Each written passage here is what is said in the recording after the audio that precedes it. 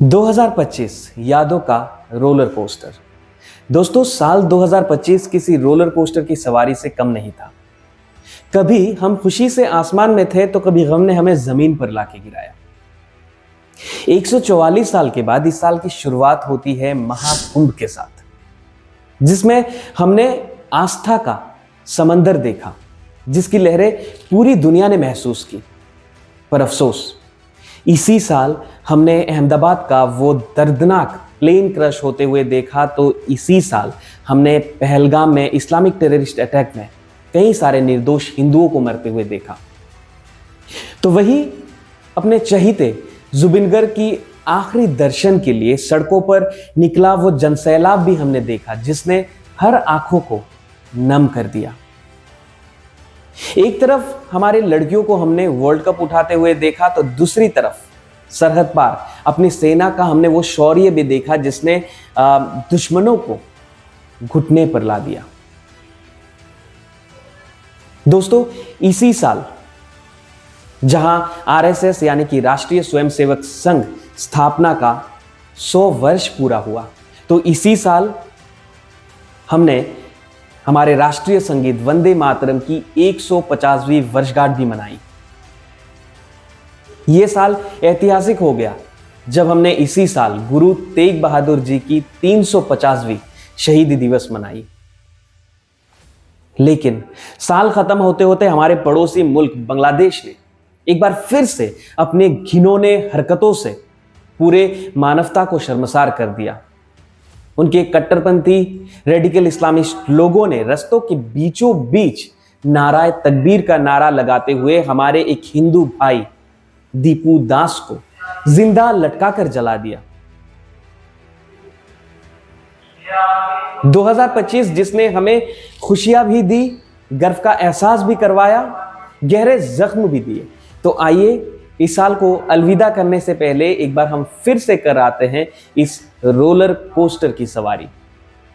दोस्तों, मैं इस साल को बार बार रोलर कोस्टर इसलिए कह रहा हूं क्योंकि अगर आप गौर करते हैं तो इस साल में कोई भी खुशी या फिर कोई भी गम परमानेंट नहीं था। जब भी हमें कोई जरा सा खुशी मिलता या फिर जब भी हम खुशी से झूमते तो कोई ना कोई ऐसी खबर जरूर चली आती जो पूरे भारत को रुला जाता, जो पूरे भारत को सदमे में डाल देता।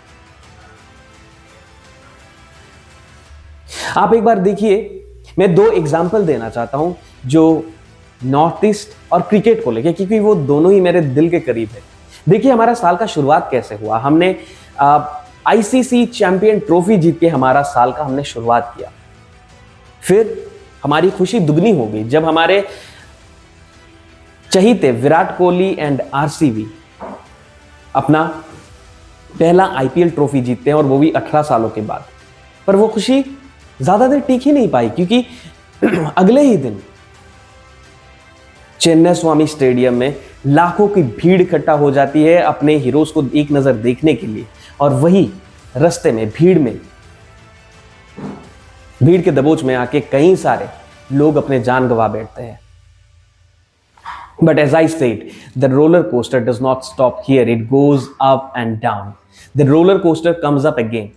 By the end of the year, हमारे देश की लड़कियों ने सिर्फ एक नहीं बल्कि 2 वर्ल्ड कप भारत के झोली में डाल दिए। पहला हमारे विमेंस क्रिकेट टीम ने अपना पहला ओडीआई वर्ल्ड कप जीता, तो कुछ ही दिनों में ICC inaugurated blind women's world cup, T20 world cup, जो फिर से हमारे भारत के बेटियों ने ही जीता।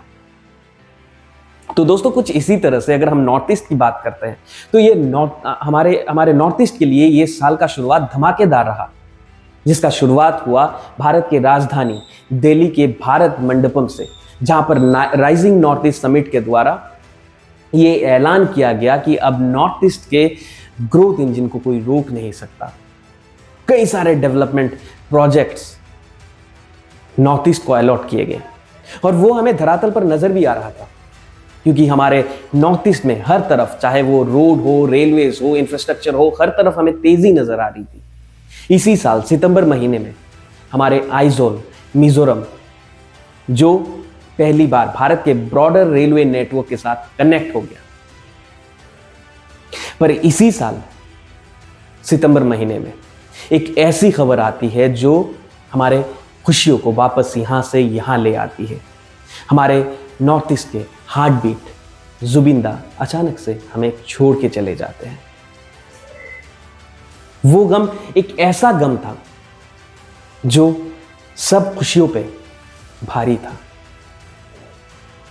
अगर हम इसको छोड़ देते हैं, अगर थोड़ी देर के लिए इस दुख को हम साइड में रखते हैं, हमारे असम में कई सारे ऐसे डेवलपमेंट प्रोजेक्ट हैं जो हमें कई सारी खुशियां दे सकती थी। जैसे इसी साल हमारे ब्रह्मपुत्र रिवर बैंक, इसका renovation, world class renovation. And not only that, हमारे शहीद स्मारक स्मृति हो या फिर हमारे गुवाहाटी एयरपोर्ट का न्यू टर्मिनल का उद्घाटन हो, जो हमारे मोदी जी के द्वारा हमें भेंट किया गया एक world class airport terminal which has already own international infrastructure award 2025।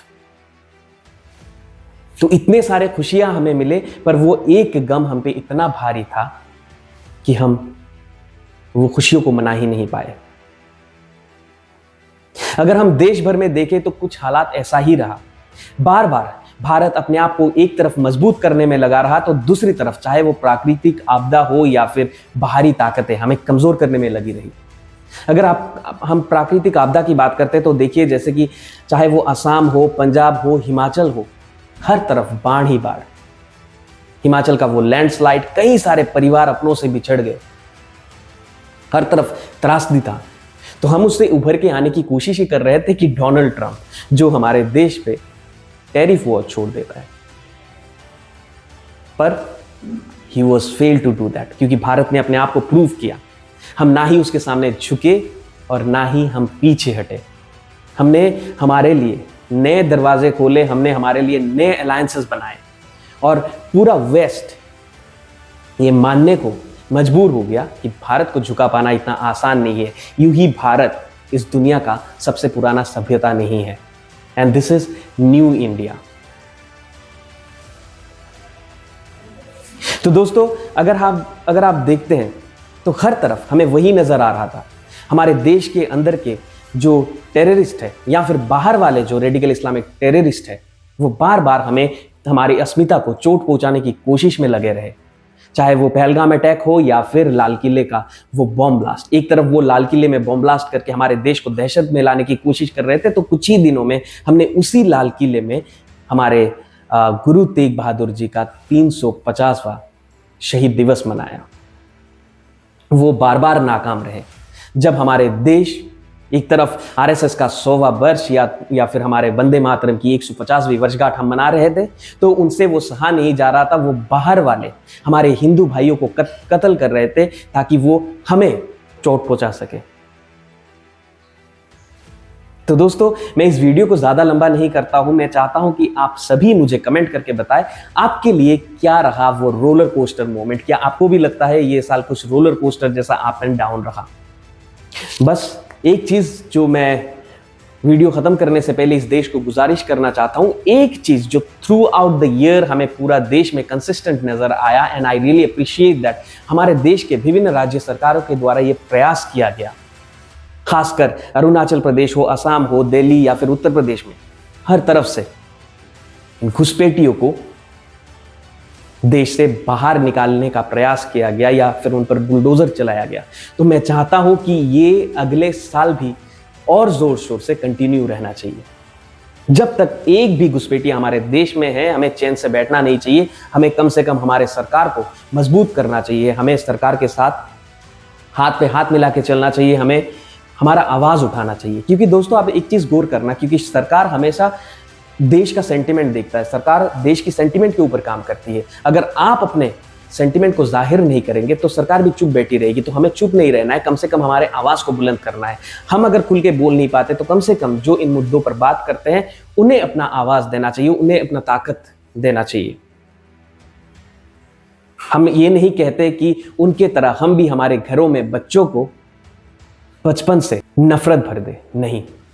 कम से कम हम इतना कर सकते हैं, हमारे घरों में हमारे बच्चों को हम सच बोले। तो चलिए दोस्तों, इस वीडियो को यहीं खत्म करते हैं और आशा करता हूं आप सभी कमेंट करके मुझे बताएंगे। Wish you all a very very happy new year. और साथ ही साथ हमारे पड़ोसी बांग्लादेशी और पाकिस्तानियों को मैं एक बार फिर से न्यू ईयर विश करना चाहता हूं, क्योंकि आने वाला साल आपके लिए बहुत महंगा पड़ने वाला है। Thank you so much. Sunshine India from north east to the nation, one mission one vision. Happy new year once again.